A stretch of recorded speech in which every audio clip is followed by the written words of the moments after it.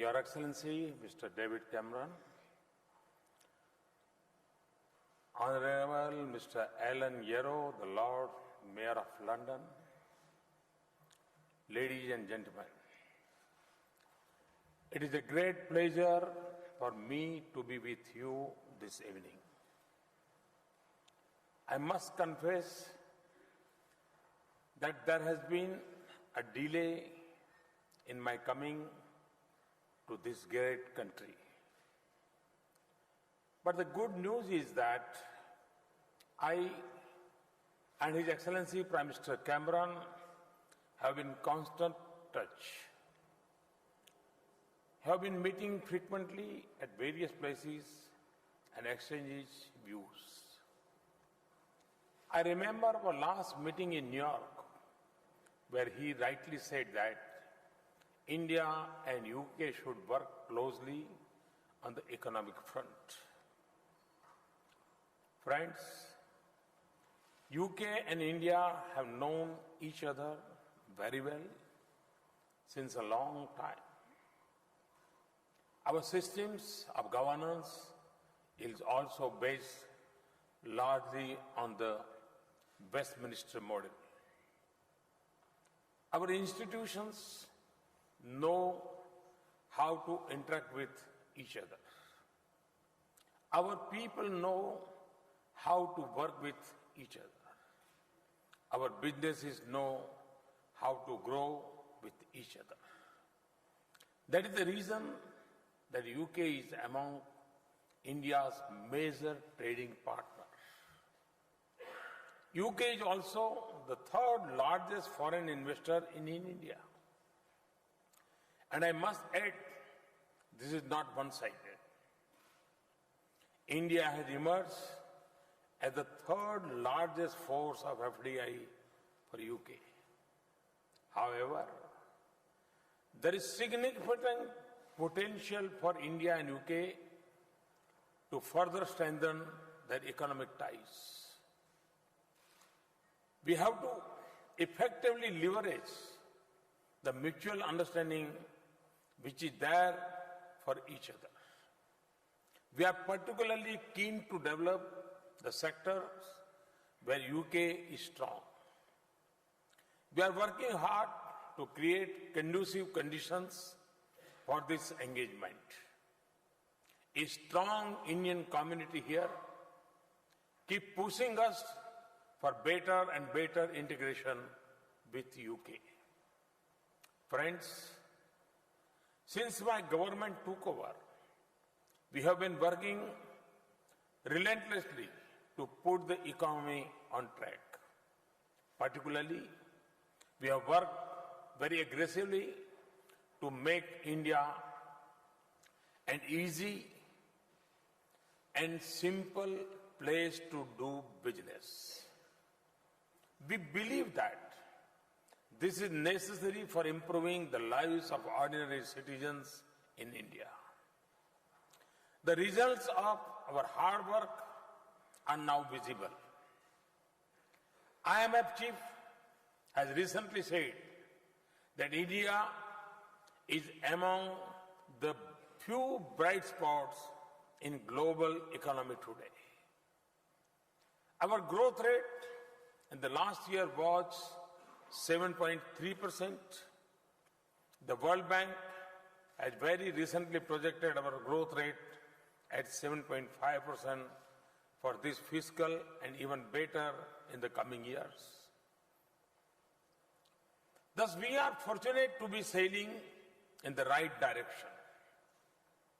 In the World Bank report of 2016 on ease of doing business, India has moved up by 12 ranks at one go. No other major economy has made such a big improvement. We are also committed to take these corrections at the state, district and city level. States are moving hand in hand with the federal government in this task in the spirit of cooperative and competitive federalism. Recently, we did a ranking of our state governments on ease of doing business with the help of the World Bank Group. This has prompted the state governments into a healthy competition among themselves to ensure a business-friendly ecosystem. This was for the first time that the World Bank involved itself in a sub-national exercise on ease of doing business. Friends, one of the biggest challenges in India today is to productivity employ the youth. For meeting this challenge, we need to provide a huge push to manufacturing, which has stagnated at around 16% of the GDP for several decades. The share must reach around 25% in the short and medium term. With this in view, we have launched the Make in India initiative. We are working on all fronts to make India a global manufacturing hub. To achieve this objective, apart from vigorous exercise for ease of doing business, we have fast-tracked approvals and clearances for industry and infrastructure. The hallmark of our strategy now is policy-driven governance. Measures like transparent auction and allocation of key natural resources like coal, spectrum, iron ore have created a level playing field for investors. To enhance the flow of foreign investment, we have liberalized the FDI regime, allowing 100% FDI in railways. We have enhanced the FDI limits to 49% in defense and insurance. We are also conscious of the last mile operational issues in such policies. In that spirit, early this week, we have carried out substantial changes in the FDI regime across 15 sectors. To give an example, now there are simply no restriction in the FDI policy for construction sector. Similarly, very radical liberalization has been done in sectors like plantation, e-commerce, and single brand retail. Moreover, we have now brought most of the FDI proposals under the automatic route. With this round of reforms, I can say that India is among the most open countries for foreign investments. Infrastructure is another big challenge for India. We are keen to build futuristic physical and social infrastructure. Through self-imposed discipline in financial management, we have been able to allocate more resources for infrastructure sectors. In addition, we are setting up an India Investment and Infrastructure Fund. We have targeted an annual contribution of $3.5 billion into this fund from our own resources. We are putting in place a professional team for asset management. We have also come up with the mechanism of tax-free infrastructure bonds for projects in rail, road, and other sectors. We will work together with the British government, industry, and the financial market to deepen our relationship and harness their interest in India's infrastructure. Very soon, these bonds will become strong instruments for engagement between our financial markets. Friends, there were a number of regulatory and taxation issues which were adversely impacting on the sentiments of foreign investors. We have taken a very decisive step to remove a number of long-pending concerns. To give you some example, we have expedited regulatory clearances, including security and environmental clearance. We have increased the validity period of defense industry licenses up to 18 years from 3 years previously. We have taken almost 60% of the defense items out of the licensing process and liberalized a number of restrictions like end-use certificate for the exports. We have clearly articulated that we will not resort to retrospective taxation and demonstrated this position in a number of ways. This includes not going for imposition of minimum alternate tax of FPIS. We have introduced the concept of composite sector caps for the FPIs and other foreign investors. We have notified the regulations for the alternative investment funds. We have rationalized the capital gain tax regime for real estate investment trusts. We have modified the permanent establishment norms. We have also decided to defer the implementation of the general anti-avoidance rules for 2 years. We have introduced the GST bill in Parliament. We are hopeful to roll it out in 2016. We are working on a new bankruptcy code. The company law tribunal is soon going to be formed.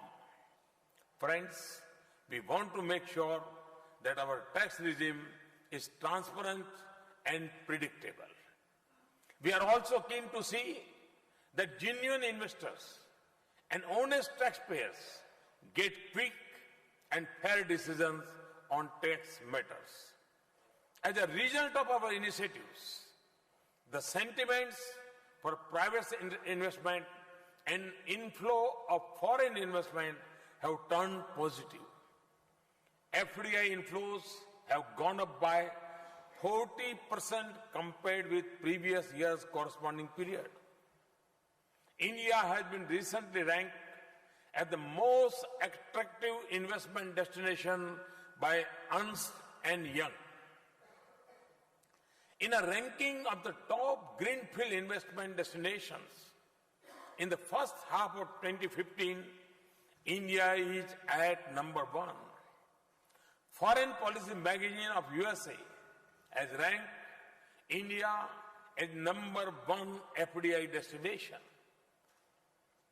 In a study of 100 countries on growth, innovation, and leadership, India has been ranked number 1 by Frost and Sullivan.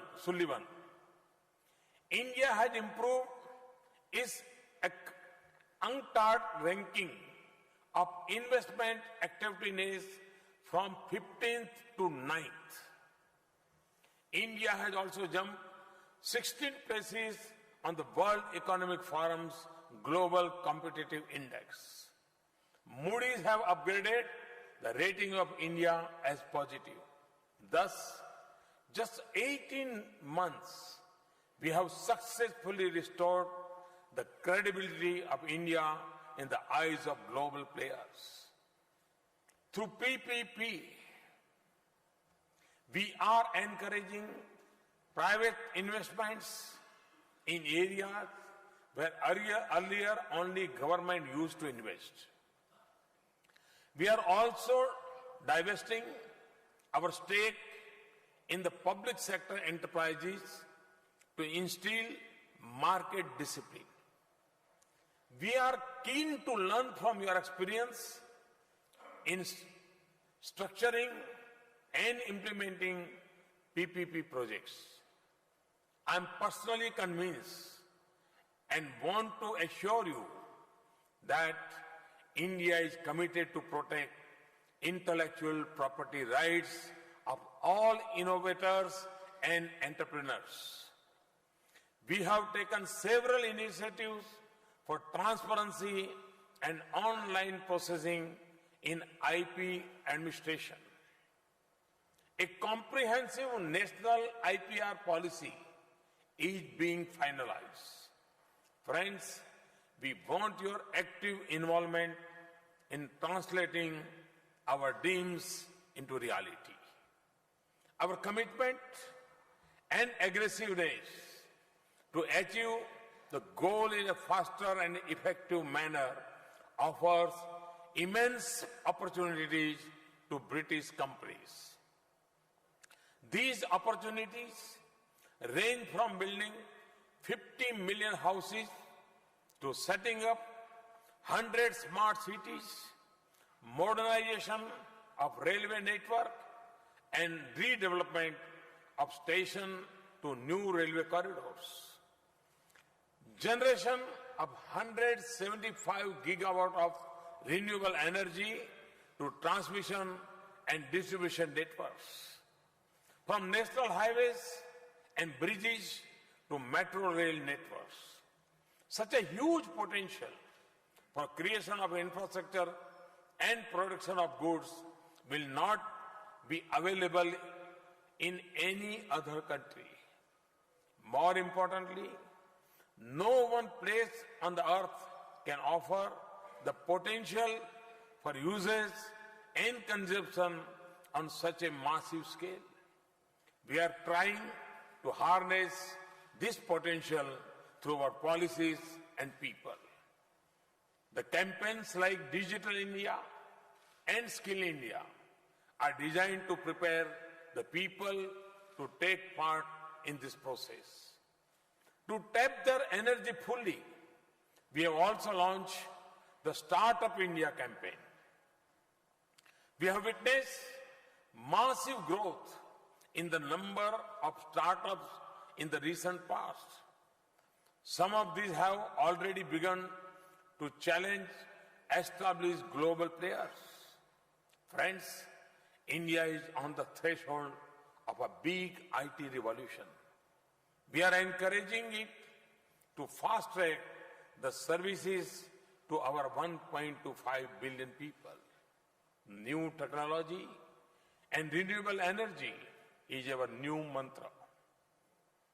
Whatever we do, we'll do in a cleaner and greener way.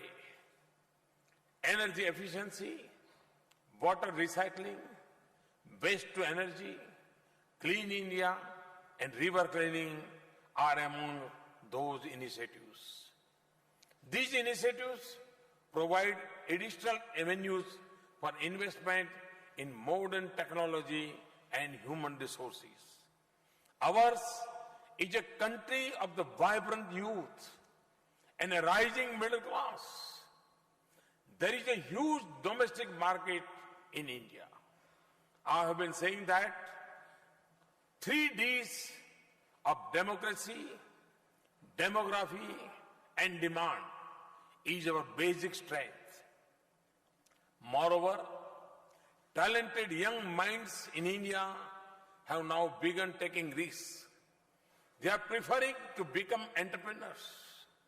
Thus, we have moved forward from D to E, which is entrepreneurship. Friends, necessary condition for take-off the Indian economy we have been created. Never before was India so well prepared to absorb talent, technology, and investment from outside. I can assure you that it will get better and better in the coming days. We will be open to welcome you, your ideas, innovations, and enterprises. We are open to carry out necessary corrections in our policies and procedures. Given the visionary and dynamic leadership of Prime Minister Cameron and his interest in India, I'm personally eager to work with the British government and companies. With these words, I welcome you to India. I assure you of my personal care in making your dreams a reality. Many of you belong to India. Many of you are in India already. But for those who are not there, I must say that at this point of time, it is wiser to be in India.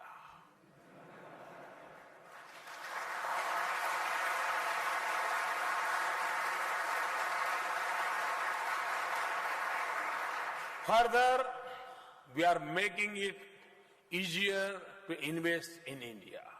And believe me, we are making it even better to make in India.